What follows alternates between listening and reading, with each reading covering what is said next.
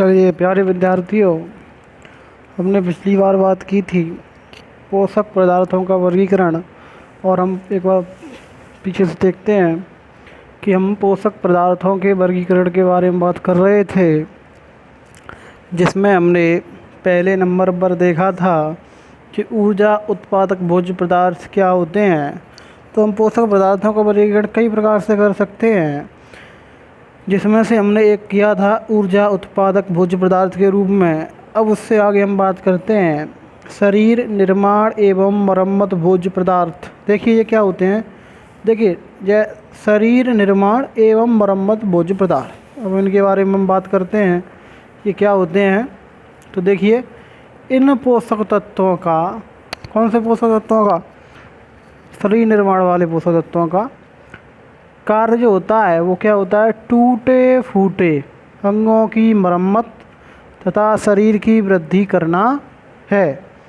मतलब ये क्या काम करेंगे, एक तो ये काम करेंगे शरीर के जो टूटे फूटे अंग होंगे, मतलब जो टूट फूट होती रहती है वो उनकी मरम्मत करेंगे, और दूसरा जो होगा वो शरीर की वृद्धि करेंगे।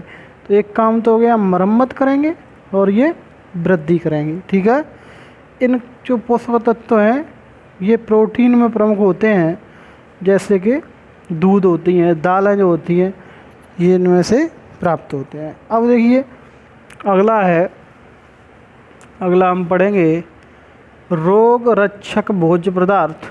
कौन से, रोग रक्षक भोज्य पदार्थ। तो ये क्या होते हैं, ये वे भोज्य पदार्थ होते हैं, कौन से होते हैं, जो शरीर की रोगों से रक्षा करते हैं।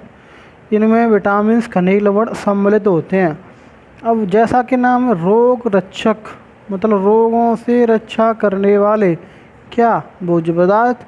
तो ये भोज्य पदार्थ क्या करेंगे, हमारा जो शरीर होता है, हमारी जो बॉडी होती है, उसकी ये क्या करेंगे, रोगों से रक्षा करेंगे।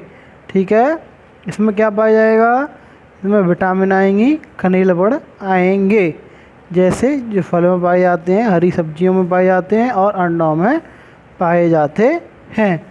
आगे देखिए, अब हम इनको एक एक करके पढ़ेंगे। हमने पहला पढ़ा था ऊर्जा उत्पादक, दूसरा पढ़ा था शरीर निर्माण एवं मरम्मत भोज्य पदार्थ, तीसरा पढ़ा था रोग रक्षक भोज्य पदार्थ। अब हम इनके बारे में कौन सी चीज़ क्या से कहाँ से मिलेगी। तो हमने सबसे ऊर्जा पदार्थ, ऊर्जा जो उत्पादक भोज्य पदार्थ थे उसमें हमने पढ़ा था कि ये खाद्य पदार्थों के ऑक्सीकरण से ऊर्जा प्राप्त होती है। और इसमें हमने सबसे जो मुख्य पढ़ा था वो क्या पढ़ा था भाई, कार्बोहाइड्रेट्स पढ़े थे। तो हम शुरुआत करते हैं कार्बोहाइड्रेट से। तो देखिए सबसे पहले हम बात करते हैं कार्बोहाइड्रेट्स।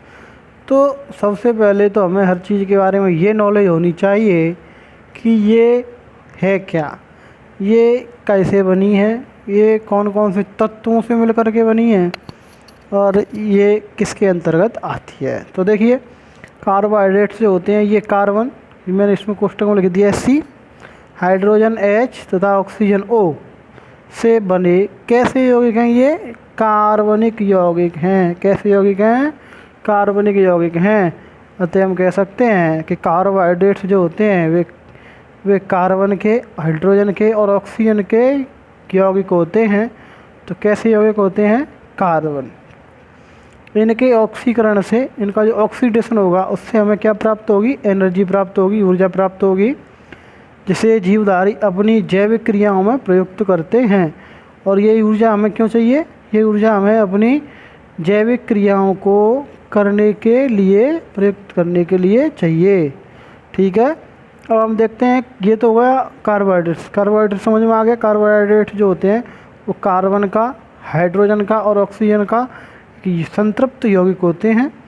अब देखिए मीठी वस्तुओं में जो कार्बोहाइड्रेट्स होती है उसकी मात्रा अधिक पाई जाती है। मतलब जो मीठी वस्तुएं होंगी उनमें कार्बोहाइड्रेट्स अधिक मात्रा में पाया जाता है। ठीक है, अब आप कहोगे कौन कौन सी, आपने खुद देखा हो गन्ना, गन्ने में बहुत ज़्यादा कार्बोहाइड्रेट्स होते हैं, आलू में बहुत ज़्यादा कार्बोहाइड्रेट्स होते हैं, चुकंदर में भी बहुत ज़्यादा कार्बोहाइड्रेट्स होते हैं। ठीक है, और आपने स्वाद भी चखा होगा, सब मीठे होते हैं कि नहीं होते हैं, होते हैं। अब देखिए जटिल कार्बोहाइड्रेट्स के रूप में ये मंड या स्टार्च में प्रमुख हैं। अब ये तो थे सरल कार्बोहाइड्रेट। अब देखिए कठिन, कठोर, जटिल, जटिल कार्बोहाइड्रेट्स के रूप में ये मंड या स्टार्च के रूप में पाए जाते हैं। ठीक है, और ये होते हैं आलू में, अरबी में, मक्के में, साबूदाने में आदि में प्रचुर मात्रा में पाए जाते हैं। तो इससे पहले हमने पढ़ा था, क्या में पा रहे थे, गन्ना में, चुकंदर में। ठीक है, तो यहाँ हम किस में पा रहे हैं, आलू में, अरबी में, मक्का में और साबूदाने में। ठीक है, अब देखिए ये तो हुए कार्बोहाइड्रेट्स के रूप, कार्बोहाइड्रेट्स कहाँ कहाँ से प्राप्त होता है। अब हम देखते हैं कार्बोहाइड्रेट्स के कार्य। तो कार्बोहाइड्रेट्स के कार्य हम देखते हैं। तो पहला कार्य क्या है, पहला कार्य है कार्बोहाइड्रेट्स जीवों के मुख्य ऊर्जा स्रोत हैं। मतलब कह सकते हैं हम कि सबसे ज़्यादा ऊर्जा तो हमें बहुत सी चीज़ों से मिलती है। ये नहीं है कि केवल कार्बोहाइड्रेट्स से हमें ऊर्जा प्राप्त होती है या केवल किसी एक ही चीज़, बहुत सी चीज़ों से कार्बोहाइड्रेट से भी होती है, वसाओं से भी होती है, प्रोटीन से भी होती है, विटामिन, सबसे ऊर्जा अलग अलग तरीके से। लेकिन अगर रेशियो में बात करें, अनुपात में बात करें, तो सबसे ज़्यादा कहाँ से प्राप्त होती है, कार्बोहाइड्रेट से हमें ऊर्जा प्राप्त होती है।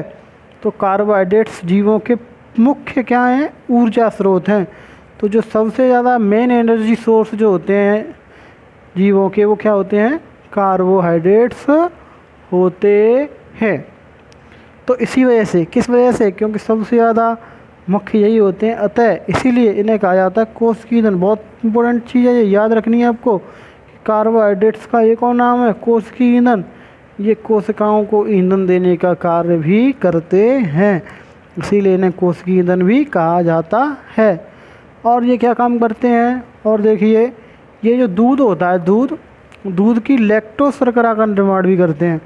दूध में जो लैक्टोज शर्करा पाई जाती है, उसका निर्माण भी कार्बोहाइड्रेट्स के द्वारा ही होता है। और देखो कार्बोहाइड्रेट्स के क्या कार्य हैं, कार्बोहाइड्रेट्स के मंड या स्टार्च एवं ग्लाइकोजन के रूप में हैं। ये हम ग्लाइकोजन के रूप में भोजन का संचय करते हैं।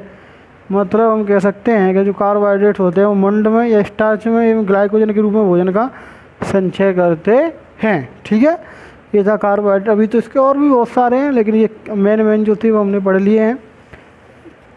तो आप किसी और किताब में पढ़ करके ये परेशान ना हो कि सर ने तो इतना ही पढ़ाया था और ये क्या है वो क्या है। मतलब और भी बहुत है ऐसे तो लिखने के लिए, मैं इसमें 15 लिख दूंगा, बहुत सारे काम। इससे क्या मतलब है, जो इम्पोर्टेंट है वो हमको पढ़ने हैं। ठीक है कि नहीं। अब ज़्यादा डिटेल में तो 11 में बायो लेना, उसमें आराम से पढ़ेंगे हम। अब देखो प्रोटीन क्या होती हैं। प्रोटीन जो होता है, अभी हमने कार्बोहाइड्रेट पढ़ लिया, अब प्रोटीन पढ़ते हैं। तो प्रोटीन क्या है, तो प्रोटीन जो होती है वो कार्बन, हाइड्रोजन, ऑक्सीजन और नाइट्रोजन। अभी याद करो, इससे पहले आपने कार्बोहाइड्रेट्स में क्या पढ़ा था, एक बार अपने देख लो, भूल गए होंगे। देखो ये कार्बन, हाइड्रोजन और ऑक्सीजन, कौन कौन से, कार्बन, हाइड्रोजन और ऑक्सीजन। क्या क्या, कार्बोहाइड्रेट्स जो हमने पढ़े थे वो कार्बन के, हाइड्रोजन के और ऑक्सीजन के यौगिक था। याद है कि भूल गए। अब देखिए प्रोटीन क्या है, प्रोटीन कार्बन का, हाइड्रोजन का, ऑक्सीजन का, और इसमें एक चीज़ और बढ़ गई है, वो क्या है, नाइट्रोजन। तो मैंने ये यहाँ इसलिए लिखे हैं ताकि तुम्हें याद रहे कि ये और इनमें अंतर क्या है। देखो हमने वहाँ पढ़ा था कि कार्बोहाइड्रेट कार्बन का, हाइड्रोजन का और ऑक्सीजन का यौगिक होता है। अब यहाँ हम पढ़ रहे हैं कि प्रोटीन कार्बन का, हाइड्रोजन का, ऑक्सीजन का तथा नाइट्रोजन तत्वों से मिलकर बने होते हैं। तो इसमें एक और नया शब्द जुड़ा है, वो कौन सा जुड़ा है, नाइट्रोजन। तो इसमें आसानी से याद रख लेंगे अब आप इसको, इसलिए मैंने यहाँ इतना बताया है कि प्रोटीन में हमने एक, अब कार्बोहाइड्रेट्स में कार्बन, हाइड्रोजन, ऑक्सीजन, तो अब इसमें कार्बन, हाइड्रोजन, ऑक्सीजन और नाइट्रोजन के तत्वों से मिलकर बने होते हैं। ये जटिल कार्बनिक पदार्थ हैं। कैसे कार्बनिक पदार्थ हैं, जटिल कार्बनिक पदार्थ हैं। ठीक है, अमीनो अम्लों से प्रोटीन का निर्माण होता है। ये याद रखना है कि प्रोटीन का निर्माण किससे होता है, तो प्रोटीन का निर्माण अमीनो अम्लों से होता है। अमीनो अम्लों से होता है। तो अमीनो अम्लों को हम प्रोटीन की संरचनात्मक इकाई भी कहते हैं, याद रखना। जो अमीनो अम्ल होते हैं